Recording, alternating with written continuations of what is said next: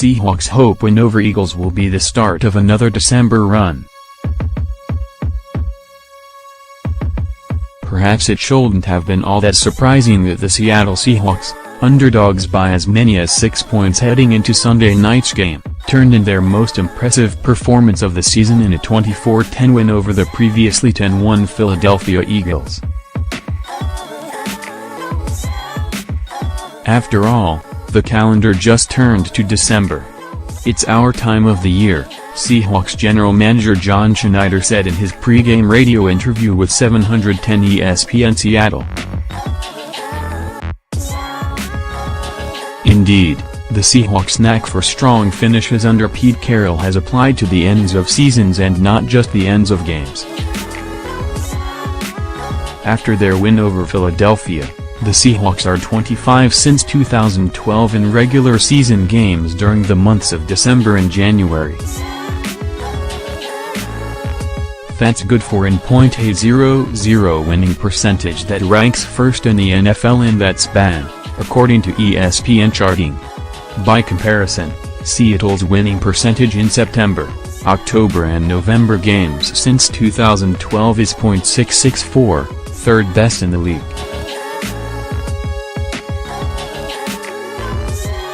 The Seahawks went 7-9 in each of their first two seasons under Carroll, including a combined 5-5 in December, January regular season games.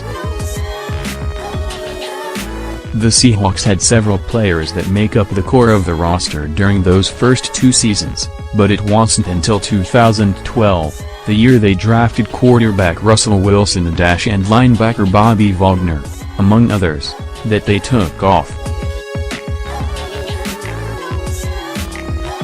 The Seahawks had lost 3 of 5 before going 5-0 in December of 2012. That included a 3-game stretch in which they scored 150 points in blowout wins over the Arizona Cardinals, Buffalo Bills and the eventual NFC champion San Francisco 49ers. In 2014, the second of the Seahawks' back-to-back Super Bowl seasons, they won 9 of their last 10 games, including a 4-0 December. The next year, Seattle won 6 of its final 7 games to cap off a second half in which Wilson played the best football of his career. I do think it has a lot to do with how you prepare your guys to finish and getting them ready to do it, and with a real discipline and mentality, Carroll said last week.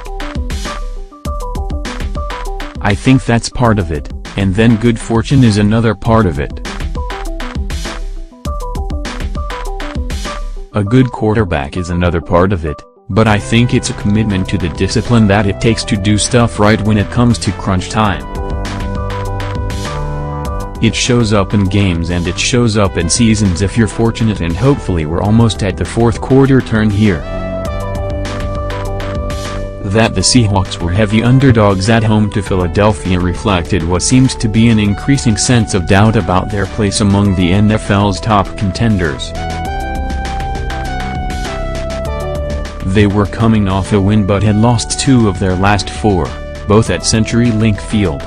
And they were without cornerback Richard Sherman and strong safety Cam Chancellor, who have both suffered season-ending injuries. Things are looking up now, though. The Seahawks' defense has held up remarkably well in 3 games without Sherman and Chancellor, keeping its first 2 opponents under 200 passing yards, then allowing only 10 points to the NFL's highest-scoring offense Sunday night.